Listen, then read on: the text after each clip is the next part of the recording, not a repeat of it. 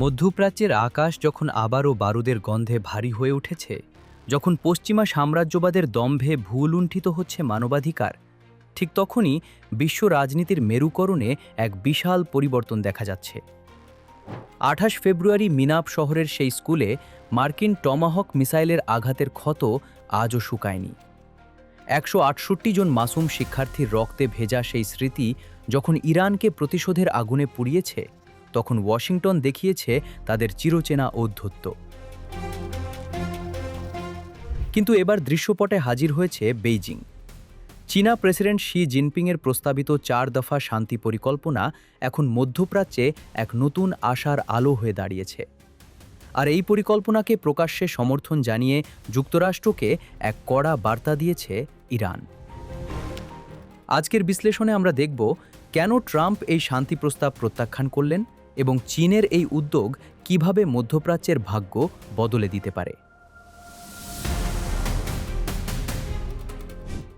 সোমবার চীনে নিযুক্ত ইরানি রাষ্ট্রদূত আব্দুর রেজা রহমানি ফজলি এক ঐতিহাসিক ঘোষণা দিয়েছেন। তিনি জানিয়েছেন, শি জিনপিংয়ের প্রস্তাবিত শান্তি পরিকল্পনা বাস্তবায়নে তেহরান বেইজিংয়ের সাথে কাঁধে কাঁধ মিলিয়ে কাজ করতে প্রস্তুত। কিন্তু কি আছে এই ৪ দফা পরিকল্পনায়? বেইজিংয়ের এই প্রস্তাবের মূলে রয়েছে শান্তিপূর্ণ সহাবস্থান, জাতীয় সার্বভৌমত্বের প্রতি সম্মান, আন্তর্জাতিক আইনের কঠোর অনুসরণ এবং উন্নয়ন ও নিরাপত্তার মধ্যে সুনিশ্চিত সমন্বয়।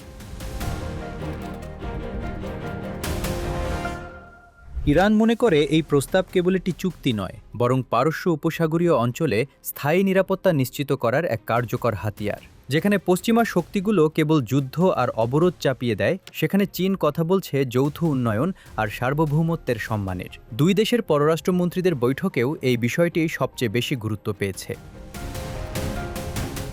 চীনের এই শান্তি প্রচেষ্টাকে যখন বিশ্ব স্বাগত জানাচ্ছে, তখন বরাবরের মতোই নেতিবাচক ভূমিকায় অবতীর্ণ হয়েছেন মার্কিন প্রেসিডেন্ট ডোনাল্ড ট্রাম্প। পাকিস্তানের মধ্যস্থতায় পাঠানো ইরানের প্রতিক্রিয়াকে সম্পূর্ণ অগ্রহণযোগ্য বলে প্রত্যাখ্যান করেছেন তিনি। নিজের সোশ্যাল মিডিয়ায় ট্রাম্প লিখেছেন তিনি ইরানের এই জবাব পছন্দ করেননি।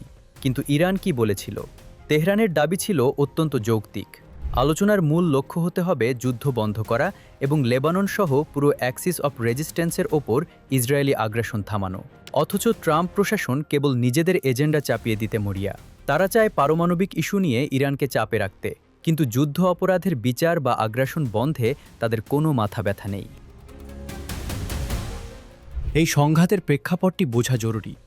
গত ২৮ ফেব্রুয়ারি জেনেভায় যখন শান্তি আলোচনা চলছিল, ঠিক তখনই মার্কিন ইসরায়েলি যৌথ বাহিনী ইরানে হামলা চালায়। আয়াতুল্লাহ আলী খামেনি সহ শীর্ষ কর্মকর্তাদের হত্যাকাণ্ডের মধ্য দিয়ে যে বর্বরতা শুরু হয়েছিল, তার চূড়ান্ত রূপ দেখা গিয়েছিল শারজাহ তাইয়িবাহ প্রাথমিক বিদ্যালয়ে। সরকারি তথ্যমতে ২৮ ফেব্রুয়ারি থেকে ১০ এপ্রিল পর্যন্ত এই অসম যুদ্ধে ৩,৩৮০ জন প্রাণ হারিয়েছেন। এর মধ্যে ২,৮৭৫ জন পুরুষ এবং ৪৯৬ জন নারী। এমনকি ২৬ জন চিকিৎসকও এই সাম্রাজ্যবাদী আগ্রাসনের শিকার হয়েছেন। ইরানের ১০ দফা প্রস্তাবের ভিত্তিতে সাময়িক যুদ্ধবিরতি হলেও হরমুজ প্রণালীর নৌ অবরোধ প্রমাণ করে দেয় ইরান তাদের সার্বভৌমত্বের প্রশ্নে বিন্দুমাত্র আপোস করতে রাজি নয়। ওয়াশিংটনের দম্ভ বনাম বেইজিংয়ের কূটনীতি, মধ্যপ্রাচ্য এখন এক সন্ধিক্ষণে।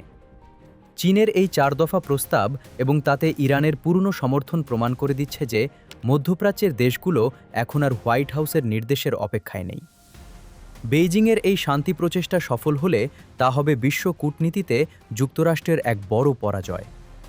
ট্রাম্পের প্রত্যাখ্যান কি এই অঞ্চলে আরও রক্তপাত বয়ে আনবে, নাকি চীনের মধ্যস্থতায় ইরান এক নতুন স্থিতিশীলতার পথে হাঁটবে? সময় তার উত্তর দেবে। তবে একটি বিষয় পরিষ্কার, পারস্য উপসাগরে এখন আর পশ্চিমা একক আধিপত্যের দিন নেই।